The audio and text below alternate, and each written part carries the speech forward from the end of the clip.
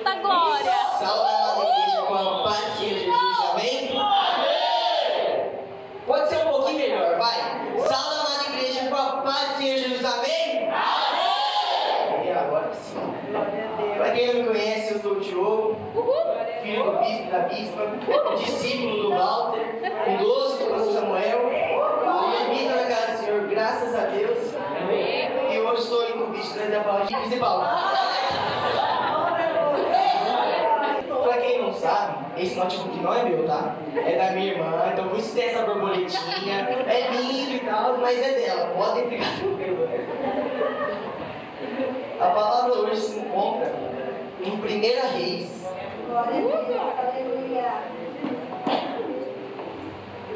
Capítulo 18, versículo 41. 1 Reis 18, 41. Amém? Todos encontraram? Amém. Quem encontrou diz: eu sou 12. Eu sou 12. Quem não encontrou faz: espere por mim. Ó, amém. E diz o seguinte: 18, 41. Então disse Elias a Acabe: sobe, come e bebe, porque há ruído de uma abundante chuva. Somente até aí. Que falar do profeta Elias? Era um cara de se admirar, de se inspirar. Um profeta ousado, que Deus usou poderosamente. E no tempo de Elias, Acabe era um rei de Israel. E a Bíblia diz que Acabe não era um bom rei, era um rei mau, que acabou conduzindo Israel à idolatria. A Jerusalém levou a adorar falsos deuses. E desde sempre, Acabe já demonstrou que ele era um rei mau. No casamento dele, ele já mostrou que era um rei de mau caráter. Ele foi o 7º rei de Israel e se casou com Jezabel. Aí você vai falar: qual que é o problema? É que Jezabel era uma mulher de Deus. É uma mulher que, olha, Deus escolheu. É brincadeira, viu, igreja? Ironia. E antigamente, Deus não permitia que um hebreu se casasse com um povo de estrangeiro, um povo de outra nação. Assim como um hebreu não podia se casar com uma egípcia, podia ser a mulher mais linda do mundo, ele não podia se casar. Como vice-versa, a mulher também não podia se casar, a hebreia, com outro cara de outra nação. E quando Acabe se casa, ele demonstrou que ele não ligava nem um pouco para princípios, por conta que Jezabel era uma pagã, não era de hebreus, e não é o exemplo que se espera de um rei, ainda mais de Jerusalém. E Jezabel era filha de Etibaal, rei dos Sidônios. E quando Jezabel nasceu, pra você ter uma ideia, o pai dela consagrou ela a Baal. Baal era um deus pagão, que segundo a mitologia pagã, ele era um deus da fertilidade, da produtividade. Então, se você queria ser próspero, você adorava a Baal. Esse é um ponto. Agora, guarda esse ponto, eu vou contar outro ponto para depois a gente ligar.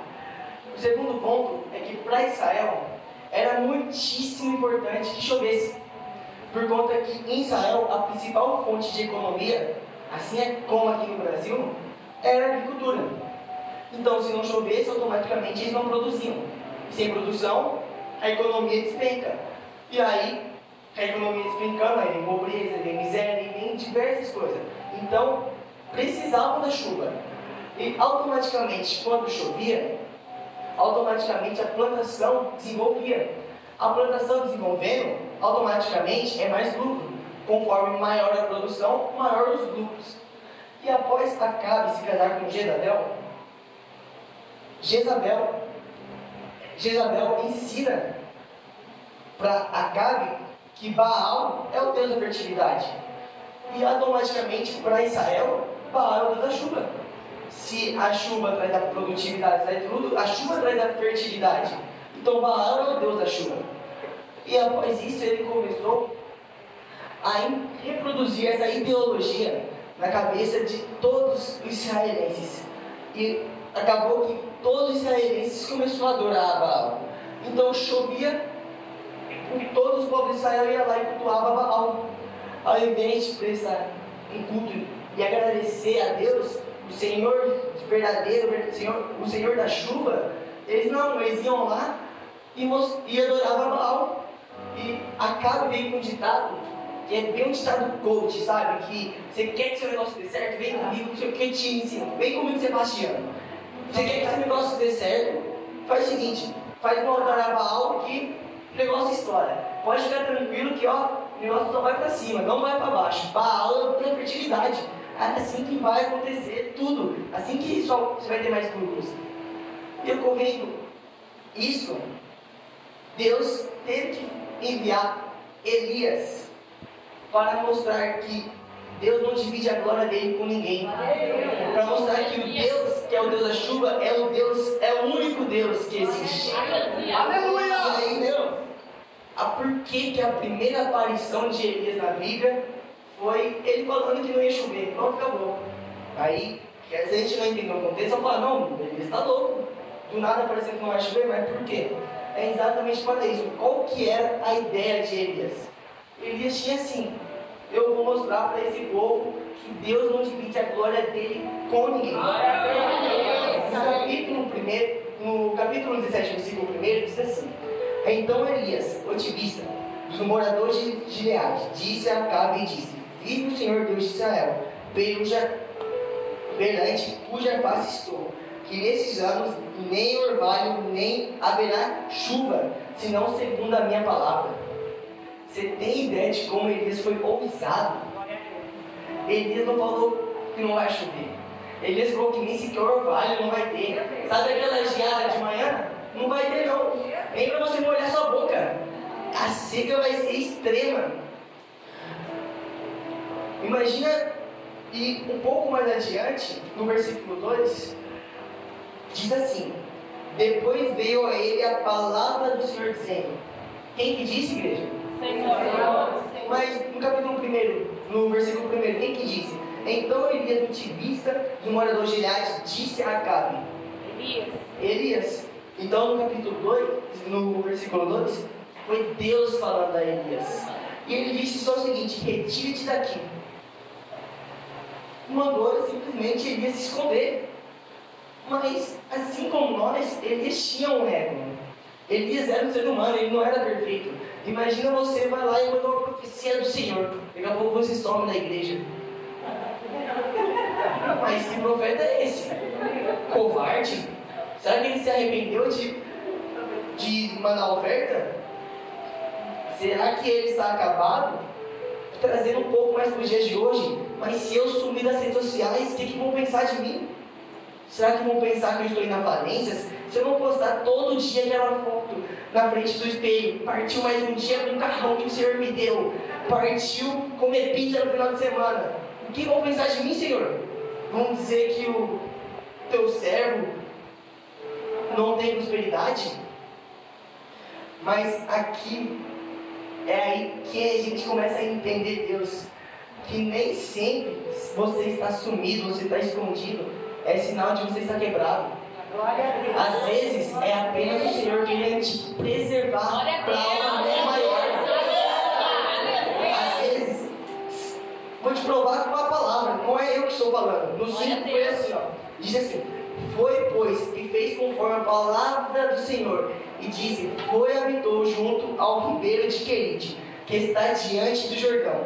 E os corvos lhe traziam pão e carne pela manhã, como também pão e carne à noite, e bebia do ribeiro. Mas não estava tendo seca? Tinha um ribeiro? Como assim? No mundo, aí tem um ditado que diz assim: quem não é visto não é lembrado. Alguém aqui já ouviu falar? Não. Só que sabia que isso não se aplica a nós? Sabia que isso é apenas para pessoas que não têm Deus no coração? Vocês lembram de um cara um jovem chamado Davi?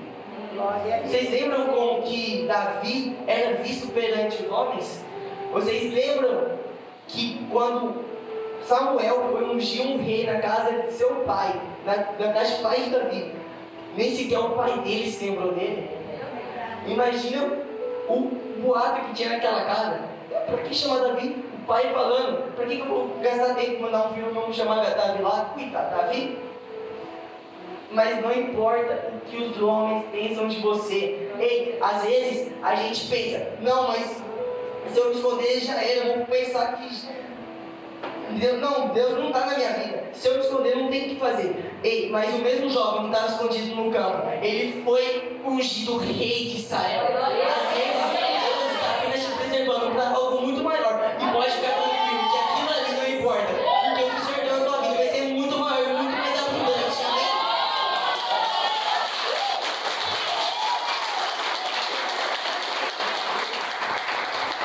E isso não é eu que estou falando. Isso é a palavra. Glória a Deus. Foi o que a Bíblia disse. Elias estava no ribeiro e um tempo que Elias afirmou que não haveria nem orvalho. Como assim? Vai ter água se não tem nem orvalho?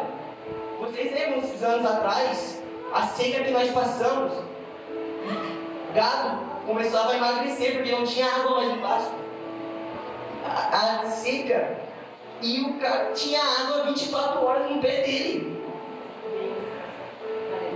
Só que, sabe uma coisa que é muito interessante? Deus, ele não falou para Elias, vai naquela direção ali, ó, e vai vendo se você acha água. Não foi assim que Deus fez, foi assim? Não. Deus disse assim, Elias, vai ao ribeiro de Querite. Deus, ele não vai apenas preparar um ribeiro para você. Deus, ele vai te dar a direção para você. Pode ficar tranquilo que você não vai precisar ficar procurando, perdendo tempo. O mesmo Deus que vai te sustentar, ele vai também te dar uma direção. E sabe o que é o mais interessante? Porque primeiro Elias profetizou, certo? Então já começou a ter a seca, não estava mais chovendo. Só que mesmo com a seca, antes mesmo de começar a seca, Deus já tinha preparado um ribeiro para eles. Pode ficar tranquilo, não importa as dificuldades.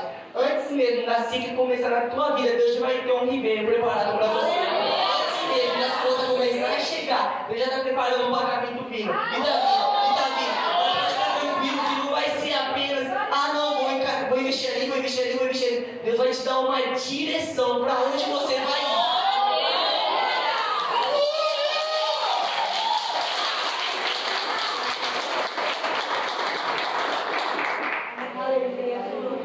Agora uma coisa que é muito interessante, né? Adianta você ter dinheiro na conta se você não sabe aonde aplicar? O que aconteceu com aquele servo que o dono dele, não, como que eu posso dizer? O senhor dele deu os talentos com aquele que enterrou seu talento, ficou parado. Ele disse, servo mau. Não adianta você ter semente aqui na sua mão se você não saber aonde você vai lançar essa semente.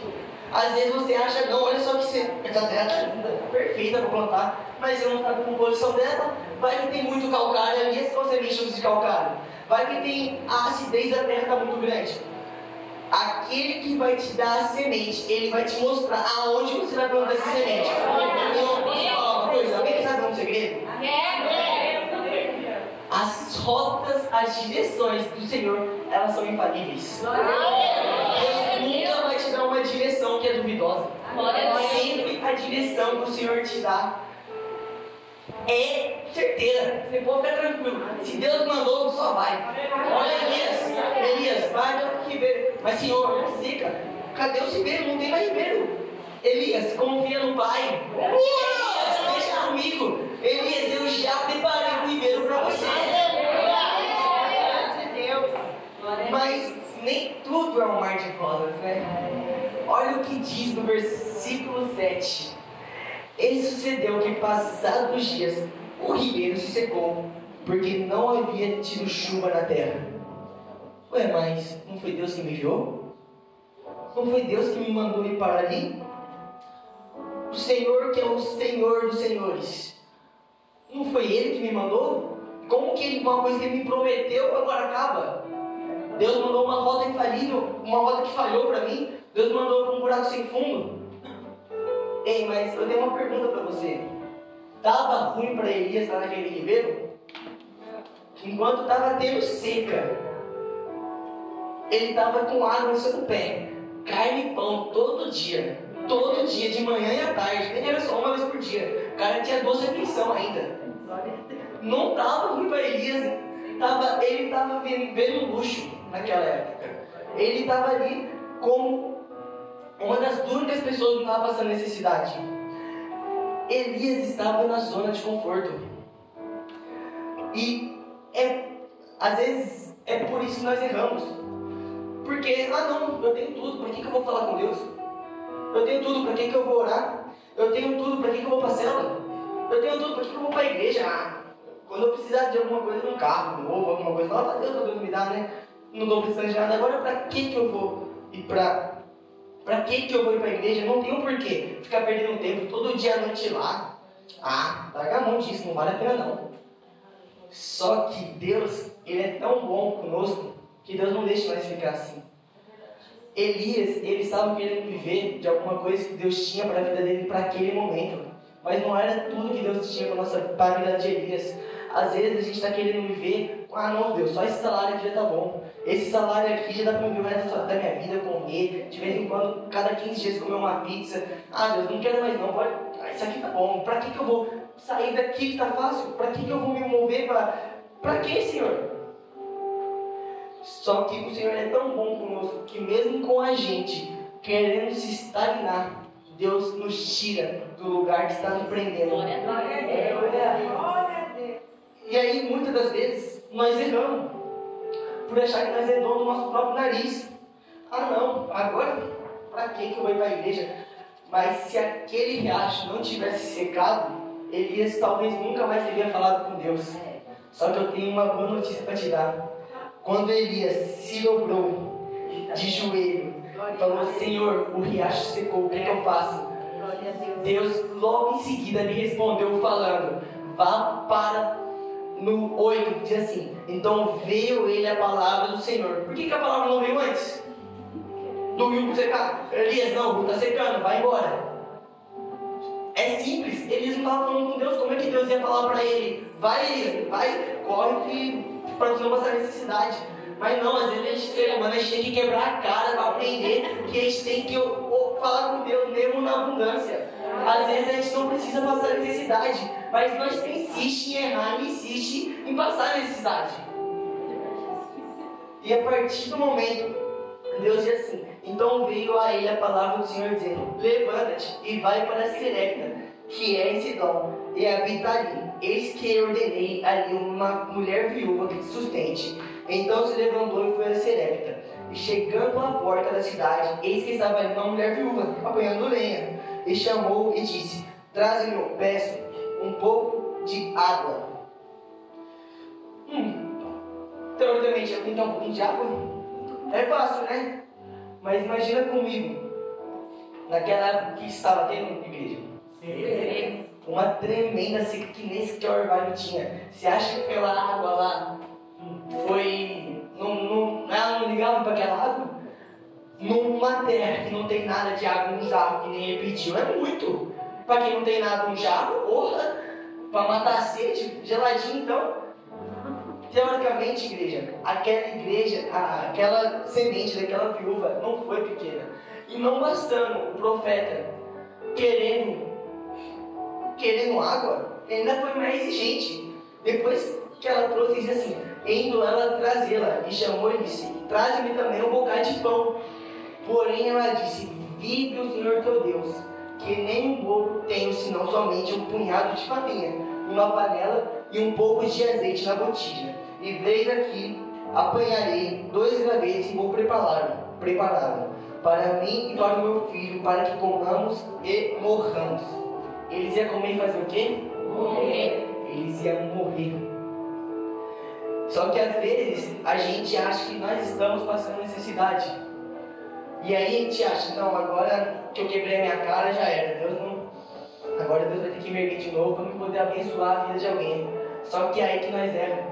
Porque quando nós estamos quebrados, é aí que Deus quer nos usar. Elias foi para lá achando que ele ia ser só sustentado, mas mal sabia ele que ele ia fazer um milagre na vida daquela viúva.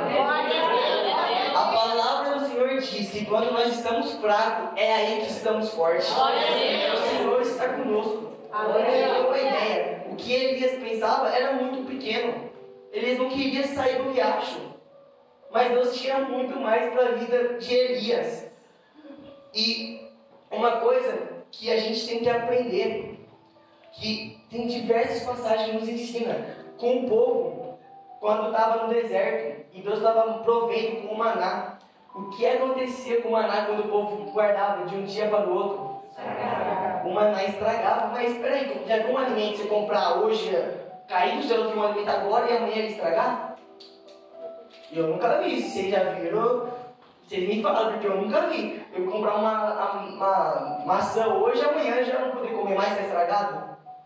Só que ali foi Deus falando: para de querer viver do que eu tenho para você agora, porque eu tenho algo muito maior. Eu não tenho só um maná para você, eu tenho uma terra que mana leite e mel. Não é só isso que eu tenho para você, não, é muito mais. Não seja ingrato. Aproveite o que o Senhor tem para você naquele momento. Mas aquilo não é apenas o que o Senhor tem para a tua vida, Ele tem algo muito, muito, muito maior na vida de cada um. Deus me trouxe aqui para te falar que há uma terra que mana leite e mel esperando cada um que está aqui. O maná de Deus é para aquele momento teu, mas você vai ir muito mais longe e vai ter uma terra que mana muito leite e muito mel. Não precisa guardar.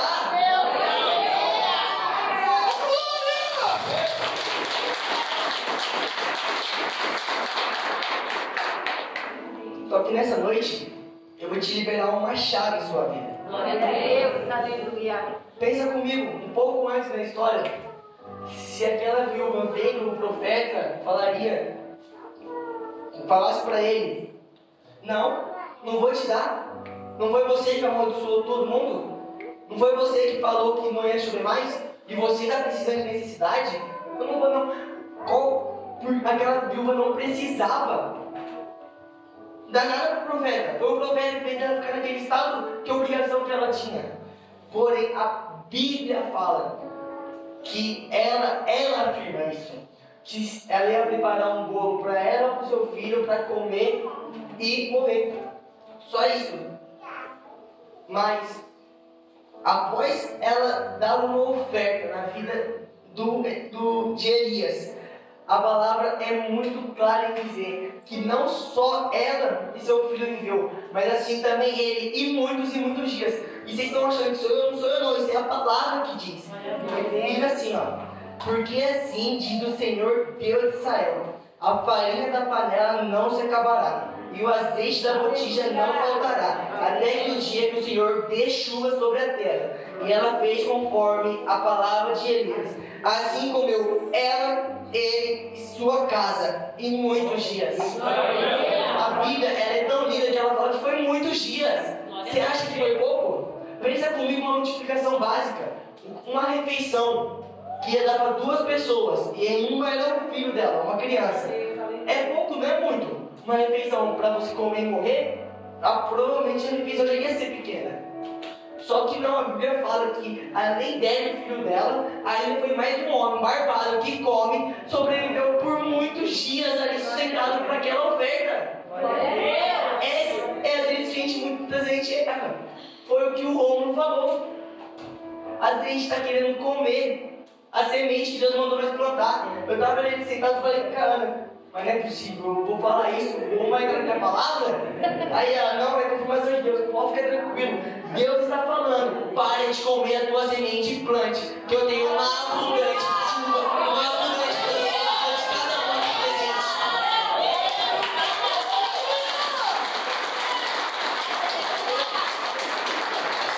Porque tem muita gente que tem sonho que não acontece e fala que é Deus. Por quê, Diogo? Porque está comendo a tua semente. É muito simples. Se Deus já te prometeu, o mesmo Deus que Ele é fiel para te prometer, Ele é fiel para cumprir. Deus, Ele não é filho do homem que minta, minha gente. Deus, Ele é um cara sensacional, Ele nos ama, Ele é nosso Pai. Só que, ainda assim, não era só aquilo que Deus tinha para Elias. Mais adiante, no capítulo 18, versículo 17, diz assim: E sucedeu que, vendo Acabe a Elias, disse-lhe: És tu, perturbador de Israel. O cara teve a audácia de falar que Elias era o errado. Porém, ele era sábio demais. Ele disse assim: Então disse ele: Eu não tenho perturbado Israel, mas tu e a casa de teu pai. Ele falou isso para um rei. Vocês têm ideia do que é isso? Ele não falou: O problema não é meu, não. Você e seu pai que é o problema. Você acha que esse cara tinha coragem? Eu acho que não. Eu não tenho mais parecido com meu pai, mas com um rei. Porque deixaste o mandamento do Senhor, seguiste a Baalim. Agora, pois, manda reunir-se a mim todo Israel, o Monte Carmelo, como também 450 profetas de Baal e 400 profetas de Acera. Eu acho que é assim que fala. Acera, é isso aí. Quem come da mesa de Isabel. Então Acabe convocou todos os filhos de Israel e reuniu os profetas no campo. Irmãos, me diz uma coisa. Você acha que foi fácil para Elias? Imagina Elias lá no monte. Daqui a pouco vê aquele batalhão subindo no monte. 950 profetas subindo contra um. Era uma luta justa? Não. Aos olhos humanos, não. Só que Elias tinha tanta convicção. Ele sabia quem estava com ele. Glória a Ele Deus. tinha certeza absoluta que quem estava com ele era muito maior do que aquele que estava no mundo. Falsos deuses. Se Deus está comigo, meu amigo, esqueça tudo. Deus está comigo, eu vou avançar. Glória a Deus. E você vê que Elias, ele tinha uma fé, cara. Uma fé que se admira. Porque no versículo 17, olha isso, esse cara, ele é fora do normal. E sucedeu que ao meio-dia Elias zombava dele e dizia: Clamai em alta voz, porque ele é um Deus.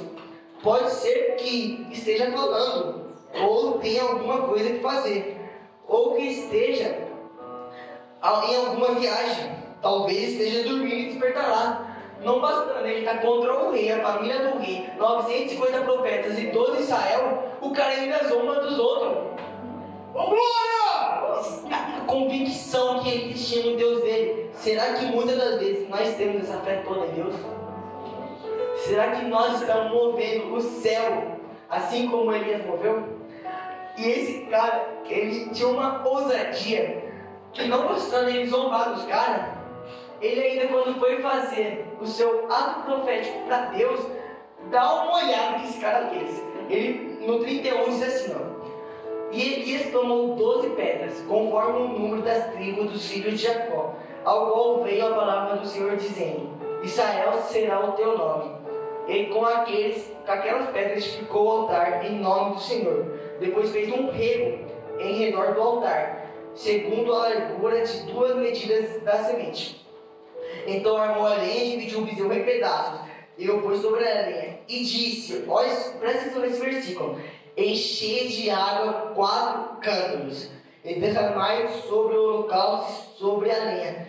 E disse: fazei-o segunda vez, e fizeram segunda vez. E disse: fazei-o terceira vez, e fizeram pela terceira vez, de maneira que a água corria ao redor do altar, e até o rio ele encheu de água.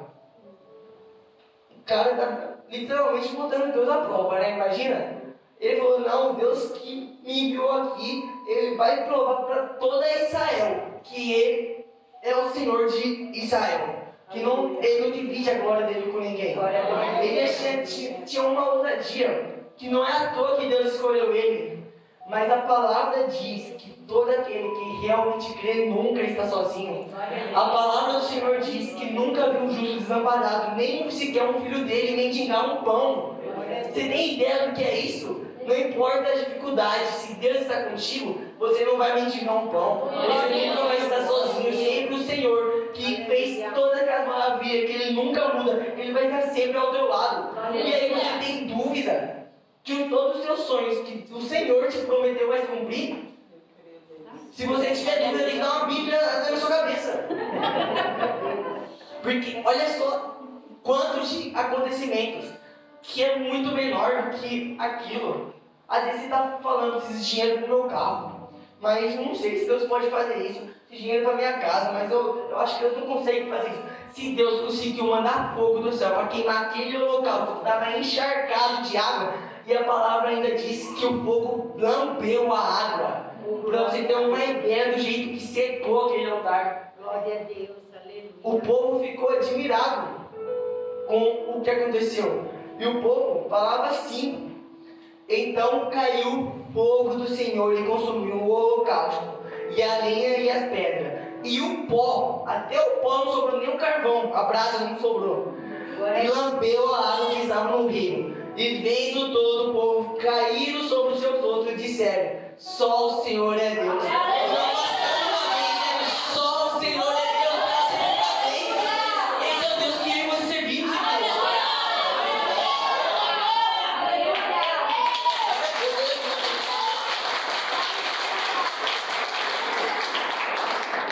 Deus tem muita coisa para nossa vida, igreja. Amém. Não deixe que o Senhor, não deixe que os seus planos se estagnem, porque você quer viver coisa momentânea. Pode se colocar de pé, os levitas podem subir. Já estou acabando. O que Deus tem para a vida de cada um aqui é muito maior. Às vezes, você pensa que o Senhor tem para a sua vida é ganhar a tua família. Mas Elias ganhou uma nação. Olha quantas pessoas tem aqui, ó. Se nós ganhar cada uma nação para o Senhor Jesus, pronto, o mundo todo é do Senhor. Nós vamos logo para a glória. Vocês têm dúvida? Eu quero ir logo. Vocês querem ficar aí? Vamos trabalhar. Eu quero ir para a glória. Não quero ficar aqui não. E um pouco mais adiante, o que Deus na verdade quer falar com nós nessa palavra? Que a gente nunca pode deixar que a zona de conforto nos paralise. Às vezes você pensa que o que Deus tem para a tua vida agora já está bom, mas Deus me trouxe aqui para te falar que Deus tem algo muito maior na tua vida. Deus me trouxe aqui para te falar que só isso, não é só isso que Deus tem não. Sabe aquilo que você nem imagina? É isso que Deus tem guardado para cada um que está aqui. Senhor, vem para te falar, calma, fica tranquilo, não importa se eu já tenho um ribeiro guardado para você. Calma, fica tranquilo, esse Senhor já tem uma viúva que vai te sustentar. Pode ficar tranquilo, mas você não vai ficar sustentável. Você, o propósito é muito maior. Você não vai apenas lá fazer, você beber um copinho de água, um pão e só isso. Você vai ser sustentado por muitos dias e você vai fazer a família delas viver muitos mais dias. Após o profeta ter feito aquele milagre, você acha que aquela casa acreditou no Senhor Deus de Israel ou não? O propósito de Jesus ter vindo aqui foi para dar uma vida em abundância. Tudo que Deus tem para a tua vida é muito maior do que você imagina. É aí que a gente erra. A gente tem que aprender uma coisa: nunca é para a nossa glória. Quando Deus fez todos os milagres na vida de Elias, tinha um propósito muito maior do que Elias ficar lá ostentando. Mas foi Elias com